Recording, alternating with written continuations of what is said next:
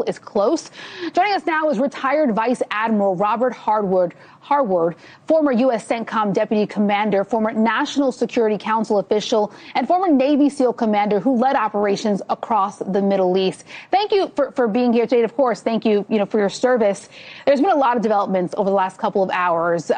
When you hear that we're potentially on the brink of a peace deal, one potentially going to be signed today, and then you see these strikes between Israel and Iran and the developments in the last hour or two, what do you make of the president's plea to stop these attacks and allow this peace agreement to move forward? Well, again, the peace agreement done solves the president's number one issue, the Straits of Hormuz. He gets world commerce back on track. Oil prices go down for the Americans. Inflation gets under control. It solves this short-term problem, but it also may create a longer-term problem because now the Iranians can sell their oil.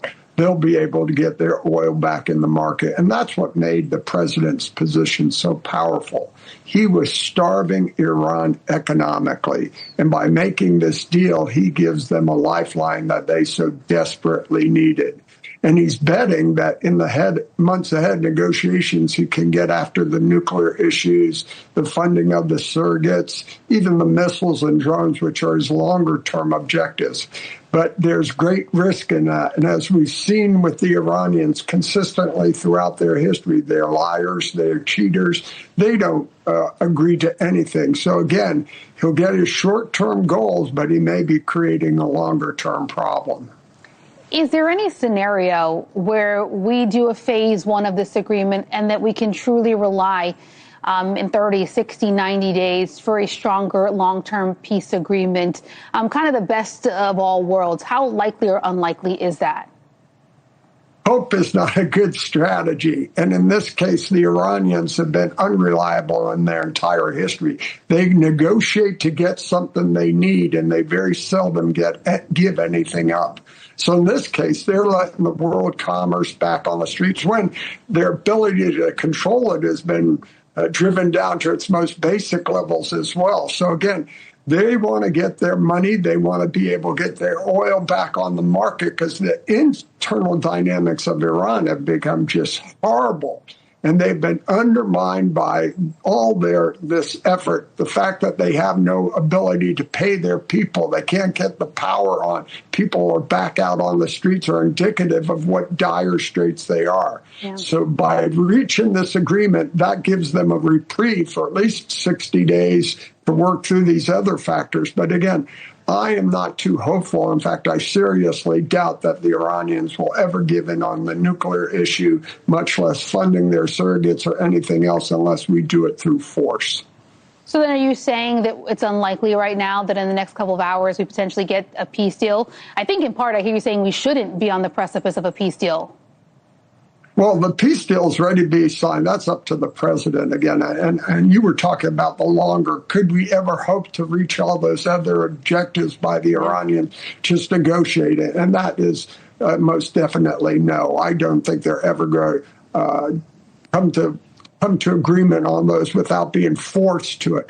And that's the position the president's at. He's the peak of power right now. He's got everything. He controls everything because he controls their money. Once he gives up on that, he's going to lose a lot of his leverage going forward. So again, signing the peace deal now could happen because he'll get relief for the oil flowing through the straits for the world economy. To get, our oil and gas prices will go down. But again, I think that precipitates a much longer problem. If we are, as you pointed out a moment ago, very unlikely to get Iran to disarm and never have a nuclear weapon, what is the ultimate solution here to ensure that that component of what got us into this war is achieved? Using force to drive this regime to the ground and eradicate the regime. To remove Haiti and the IRGC, the people who really control Iran. As you're seeing, these political leaders in Iran, they want to get concession. They want to make sure the Iranian people aren't going to riot, rip them to shreds. So they want that agreement. They're but they don't know if Haiti and the IRGC are going to allow them to do that. So this is the dilemma you face internally, and again, indicative of how strong the president is right now, because he's driving that discourse. It's everyone against the IRGC inside Iran now, not only the political leadership, the people, maybe even people in uniform.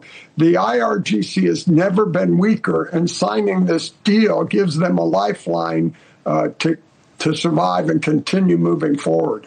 You paint a really interesting and fascinating picture of just how complicated this situation is, in that using force maybe to help us achieve the long-term goal here, but that's usually indicative of a longer-term conflict, and there is pressure on the president and the administration to relieve the economic pain that Americans are dealing with and that people around the world are dealing with as a result of that Strait of Hormuz being closed.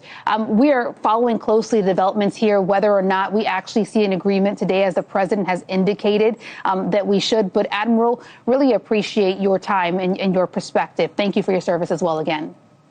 Thank you.